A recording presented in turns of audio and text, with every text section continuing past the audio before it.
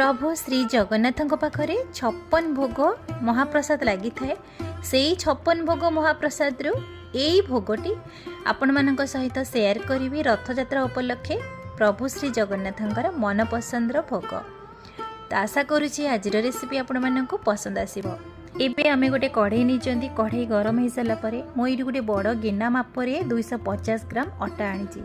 आपण सबू जिनस मापिकी आनिबे देखिबे परफेक्ट बनिबो।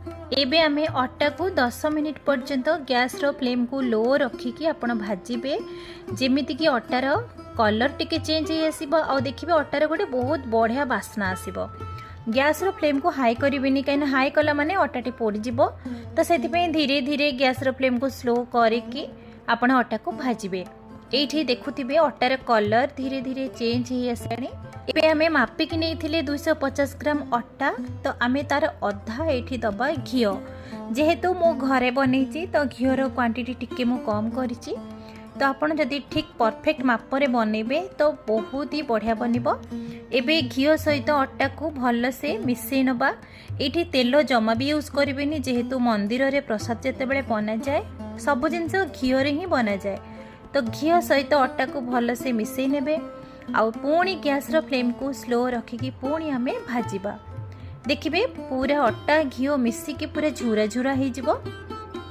एठी गोटे कथा कहबी आपण माने जेते बेले प्रसाद बनाउचंती जे कोनोसी ओषा बार व्रत रे किंबा भगवान को पाखरे भोग लगेया पई शुद्ध बासन यूज करिवे जो बासन रे पियाज रसुण आमिष हेई नथिबो।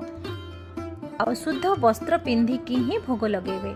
आउ जेते बेले श्री जगन्नाथंकर प्रसाद बना जाए तो शुद्ध बासन सहित शुद्ध वस्त्र पिंधिकी मुहरे कपड़ा गोड़ेकी ही प्रसाद बना जाए। तो सेथिपई प्रसाद बनेला बेले पंडा माने केही कथा कहंतिनी। कथा कहिले भोग मारा हो जाए। मंदिर रे तो बहुत नीति नियम थाए। प्रत्येक दिन नुआ नुआ माटी हांडी रे प्रसाद बना जाए। तो एठी हमर घी सहित अटा मिसिक आम भाजी सारा पर मझे टे चेक करवा जोटा कि आमर लड्डू सेप रे आसुची कि ना। तो मुझे चेक कली लड्डू सेप रे आसिलानी। तो मुझे पुणी गोटे कप घी मुझे आड करी पुणी आम घी मिसेकी पुणी 5 मिनिट पर्यंत ताको स्लो करके भाजिबा। तो ये आपण आउ गोटे कप अधिक घी नहीं पारे जेहेतु आम घरे बनाऊँच टिके घीर क्वांटिटी आम कम करवा। एबे आमर अटा सहित घी भल से भाजी हो साराणी। एठी आमे चीनी नबा। मंदिर रे लक्ष्य रखिथिबे आमे जते बेले महाप्रसाद लड्डू खाई थांती से लड्डू रे चीनी रो दाना बहुत थाए। काहे ना ए जो महाप्रसादटा चीनी रे बना जाए। तो गोटा चीनी रे ही बना जाए। चीनी को जमा गुंड करिवेनी।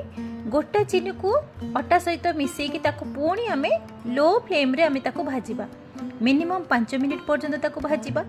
चीनी को मेल्ट करबा को जमा भी देबेनी काहे ना हाई फ्लेम रखिले चीनीटा मेल्ट हो जिवो। तो लो फ्लेम रे ही आमे भाजिबा। एठी देखुथिबे पूरा झुरा झुरा हो जाइछि। तो मंदिर रे जते बेले प्रसाद खांती तार गोटे बास्ना थाए। तो से बास्ना काहे के होई जानि चंती।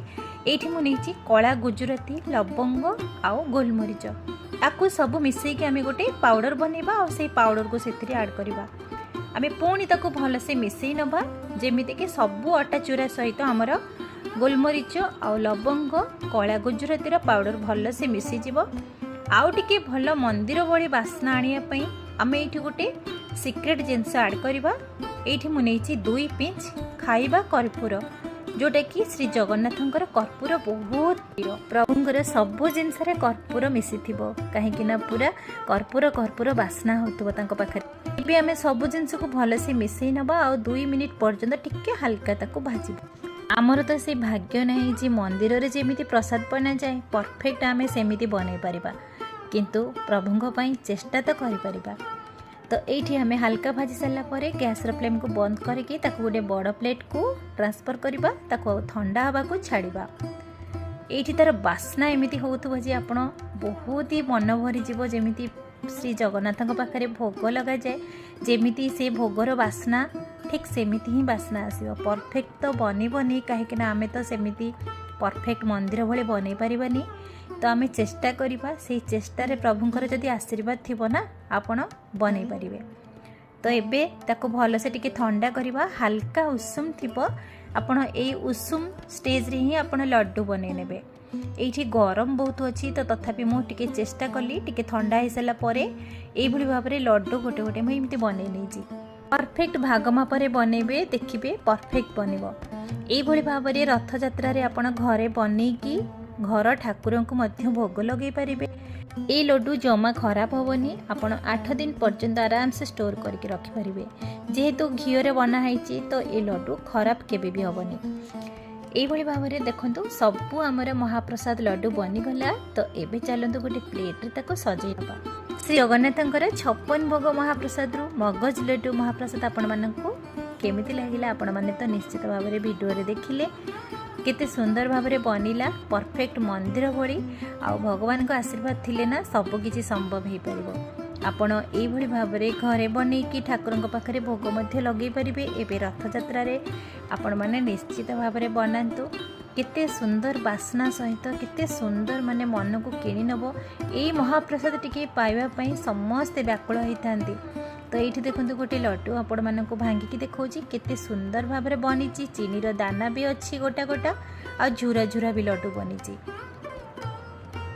थरे बनइबे आ समस्त को खुआंतु केही जानी परिबेनी आपण घरे बनैचंती बोली समस्ते पचारिबे आपण पूरी केबे जाइथिले विश्वास करंतु आ थरे ट्राई करंतु। जय जगन्नाथ। केमती लगिला आज रेसिपी मते निश्चित भाव में लिखिबे कमेंट रे। आशा करुछि प्रभुंकर ए महाप्रसाद मगज लड्डू आपण मानकु निश्चित भाव में पसंद आसीथिबो। पुणी देखा हबे नुआ वीडियो रे। से पर्यंत नमस्कार। जय जगन्नाथ।